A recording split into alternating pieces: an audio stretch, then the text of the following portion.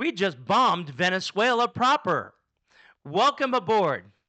Well, Jeremy, did you hear That about happened earlier today or last night or something. that happened earlier today, last night? Yeah. Something like that. We bombed Venezuela itself. Yes, we did. Um, The dock, actually. the officially. dock. So let's take a look at this story. We took out these docks where they were loading the ships Well, it was, from with. what I understand, brazenly where they loaded the ship. I mean, it was like, wasn't even hiding it. This is where they load the drugs. Oh yeah, no, Guys no. on the docks with signs pointed straight up that say, here are the drugs, kind of loading the docks. Yeah, here are the drugs. We're loading them now. What you gonna do about it? Well, I'm gonna be honest. I love Trump for this. You don't mess with him. If he says he's going to do something, he's gonna do it. Well, Or you at least better believe it. Well, I have to say, and a lot of people are going to throw, well, you bombed not a sovereign territory, Sovereign country. sovereign nation, and all this stuff. But it's like he told everybody, he warned everybody. It's like World War II. We dropped leaflets for days. You know what I mean? It's like he said, listen, if I know where you're loading this stuff, if I know where your distribution hubs are, I'm going to put a stop to those distribution hubs. End of story. Well, this is how the Democrats are absolute morons. And I will say this to their face. You're a moron. Let me tell you why. They're now screaming, oh, this is an act of war to bomb another country's sovereign territory and bomb their dock. Well, hold on. Well, let me say what I wanted to say. To bomb them, that's an act of war. Hey, you know what else is an act of war, Democrats? Bringing tons of fentanyl into the country, enough to kill every man, woman, and child multiple times over. I think that's an act of war. Go ahead. I'm sorry. I usually don't cut you off, but this one I had to. If I'm not mistaken, you're the history guy, but in what I understand as the guy who bangs nails for a living, an act of war has to be deemed by the country that it actually acted upon, correct? I don't think we can deem an act of war. It has to be deemed by the country we did it to. And no, I don't think so. No. So if Venezuela says, you know what, sorry, not our problem, we still get to label as an act of war? No. Acts of war are defined by international law, but and I'm not an expert on that, so I'm not going to say anything if I'm not 100% sure. But I will say this: don't care. Well, no, trust me, I don't care. I absolutely think this is the best idea in the world, and if it's an act of war, great, it's an act of war. But I vaguely remember from my very limited history classes that you have to agree, and I don't think Venezuela is going to turn around and say that was an act of war. They may have already. We'll have to see. They have not, from what I understand. Let me double check. Give me half a second. We are probably at least 12 hours in from it happening. All right, I'm going to one of the worst websites or apps you can use for information because it's always got a lot of flaws and bias. But I'm going to ChatGPT. CNN. Here we go. Oh, no, I didn't see fake news. All right, Venezuela's response. Venezuelan officials, including President Nicolas Maduro, the dictator, have condemned U.S. military actions and called them aggressions or an undeclared war, but they haven't, for example, attacked U.S. forces directly or formally declared war. Reports also show Venezuela has mobilized its own forces and adopted a wartime stance in response to perceived threats. Now, Maduro has armed his citizens, and he's saying, oh, we're going to fight to the death. You know what those armed militia guys are going to be when they fight U.S. forces? We call them targets. Wait. The U.S. military will be glad to service those targets. Venezuela has no chance. Well, these are guys on the land. We've armed the citizens. I don't think they give them Black Hawk helicopters. No. He's given out military rifles. Yeah. But here's his problem. I don't think we've set foot there yet. No, we're not really going to be landing troops. And I don't think we plan on it. No, I don't think we are. And if we do, it's going to be quick. Like I said, I mean, no offense, but I think this and you know me, I'll tease all kinds of military. I love military to death, by the way. But I love teasing the Marines a little bit. I have a bunch of friends that are Marines, and I just love teasing the heck out of them. even if we sent like 12 or 13 Marines, we could take over the whole country by noon. But On a we're lazy not day. going to. No, we're not. And if we do, we're going in and out very fast. So I don't understand, other than just the statement of. I don't understand what arming the citizens matters.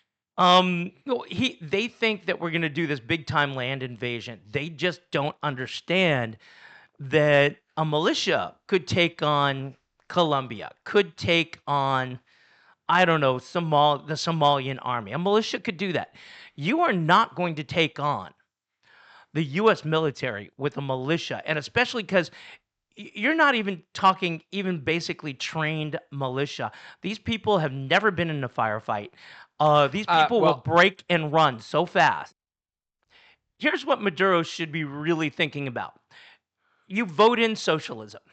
Sometimes socialism can take over, through military means, a coup or whatever. But a lot of times you vote in socialism, but you shoot your way out of it. He's given out many of these military style rifles to his citizens. But did he give them a bullet? That's going to be the question. What if the citizens decide to turn around and get rid of Maduro? Now, here's Venezuela's biggest problem. They are super oil rich. They are the most oil rich country on this Western hemisphere. However, they've run, just like socialism always does, they've run the industry into the ground. That's not really how they're making tons of their money. They're making a lot of money selling drugs and fentanyl and shipping it out. And that's why I think Maduro is really having a problem, because we're now cutting off his money supply. Yeah, I mean, I absolutely agree. I'm not going to argue that point. I don't know why they're not doing more with oil. Well, because socialism destroys industries, but they don't understand how to. So you partner with get a company to work. Chevron, Shell, somebody like that. That's who was there. Chevron was there, and they pulled out. We looked up the date. I think it was 97 or something. But we did look that up. Why not invite somebody back and tap the hell out of that country and become one of the richest powers in the world? Okay, let me ask you a question. You take your car over your friend's house. They steal the car from you. Then they turn around and say, hey, come on over with another car. We won't steal again. You're not going over that friend's house. Wait a minute. In your analogy, let's just give the car a title. It's a Toyota Camry. Okay. 30 grand. Okay. Roughly. If you came to me and said, I stole your 30 grand car 20 years ago, yes, you did. I'm going to enter into a contract, and I'm going to take another one of your 30 grand cars, but we're going to get filthy rich running whatever with it. And, oh, by the way, we can get all kinds of stuff on the back end, and I guarantee your 30 grand car is going to net you $4 million a year. Adjusted. Okay, let me give you reality. Let me give you absolute reality, not hypothetical. Yeah. Absolutely what's going on. Yeah. These oil companies are pulling out of California because the business climate is super bad here. I mean, you're going to be down to 7 refineries. Out of 12? And was it? Well, originally, we had been up to like 40 at one point. I mean, that was decades ago. Yeah, no, but I mean, in recent years, another one is going to be closing in April. So California will be down to 6, I believe. It's going to be 6 or 7. They're pulling out. And you think that they're going to go ahead and make a deal with Maduro? Ain't going to happen. But let's go ahead and take a look at some of these videos that are coming out. I just love Trump. Here we go. This morning, the U.S. military releasing Yeah, I video watched this of the this morning, latest yeah. strike on a suspected drug trafficking boat, this time in the Eastern Pacific. Officials say 2 narco-terrorists were killed. It's the 30th U.S. strike of its kind at sea in recent months, but now word of what appears to be the first land attack of this campaign. President Trump saying the U.S. hit a dock in Venezuela, but not saying exactly who carried out the attack. Let me tell you who carried out the attack. We did. It doesn't matter how we did it. Yeah, no kidding. I mean, mean, it doesn't really matter. I mean, let's face it, who's going to drop a bomb from the sky? It's going to be the Air Force or the Navy or the Space Force. Oh, absolutely. Or I have a feeling we probably sent drones in because that's a newer technology. We want to test it out. And we could always follow it up with a Tomahawk. We can always follow it up with an airstrike. We can always follow it up with any means of delivering Well, that you know what's ordinance. funny, and this may be a bit off topic, but I happen to know for a fact all these missiles, bombs, whatever you want to call them at the time, whatever classification we're talking about, they all have a shelf life. And you can send them in and be refurbished. You can send them in, have their armament changed, but at some point, it's not worth sending them in anymore. And he has been so willing to use this stuff. I almost feel like we're at that time frame where it's not worth sending them in to be refurbished anymore. So we might as well use them. Well, the other thing that gets me is all the people that are complaining, oh my God, this is a war crime. How could he do that? Yet these exact same people were absolutely silent when President Obama, and this is not just a slam, this is just history, bombed a wedding. When President Obama went and took out a terrorist when his 16-year-old son was there I do and took remember it. that. I do remember that. Yeah. Obama dropped. I got to look up the number, but it was quite a number of bombs. I mean, I realized sign of the times. I mean, Obama was 2008. Trump is obviously 2025.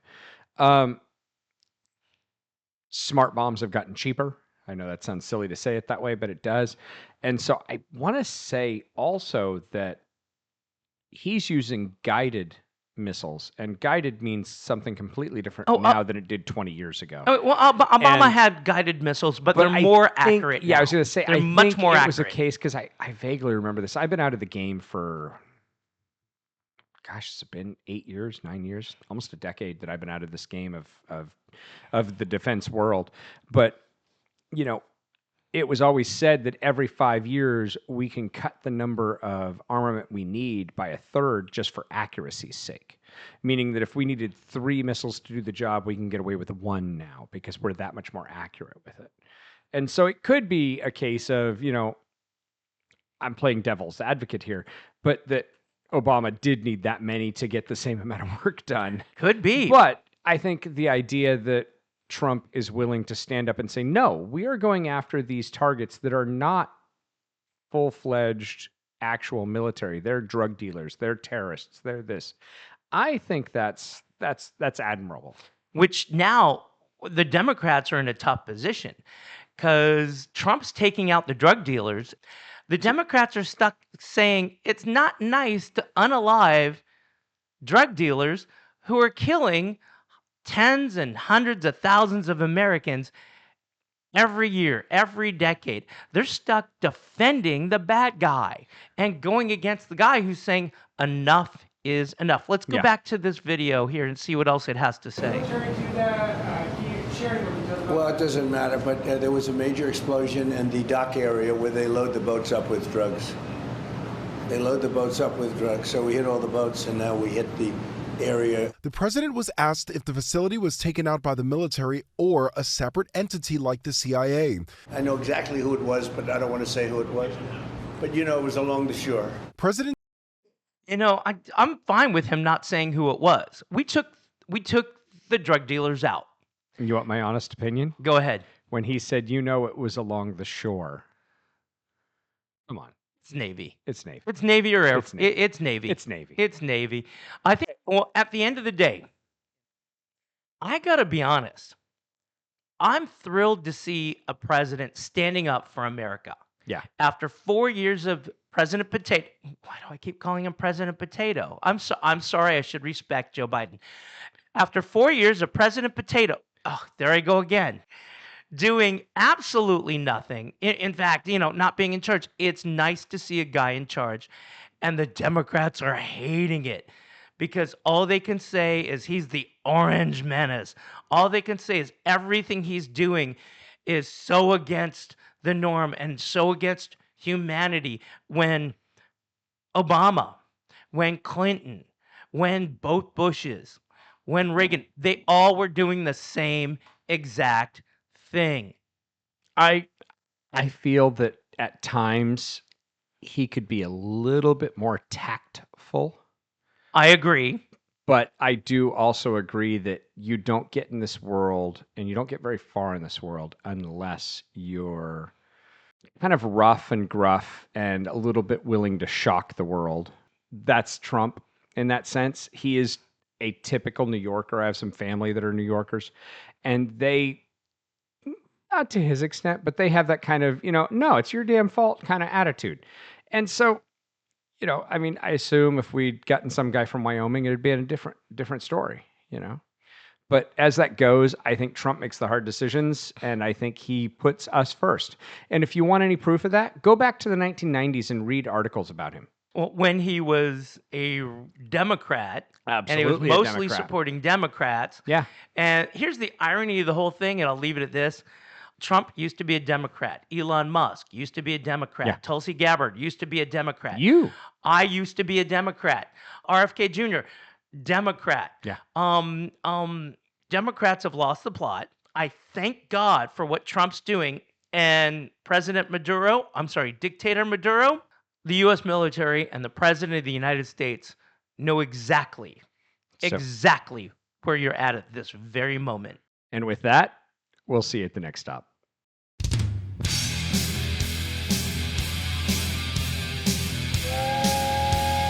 Dance. Sorry. Edit. No, go ahead and keep it rolling. Okay. So No, hold. Go ahead. Finish your coffee cake. no. You're done. We keep this rolling. You're done. Keep this rolling. Well, I am done. I haven't licked the plate. Okay, but, you do need to speak into the mic. Okay, fine. I just thought it was interesting because they don't always dress. I've never seen Netanyahu with a red tie. To be honest with you. Well, red is a color. Well, don't get me wrong. I'm not saying And that he people tried to have look red like Trump. ties. I'm just saying that I wonder if this was a solidarity thing. I hope I hit record. Oh, I will hate you forever if you I did. Okay, good.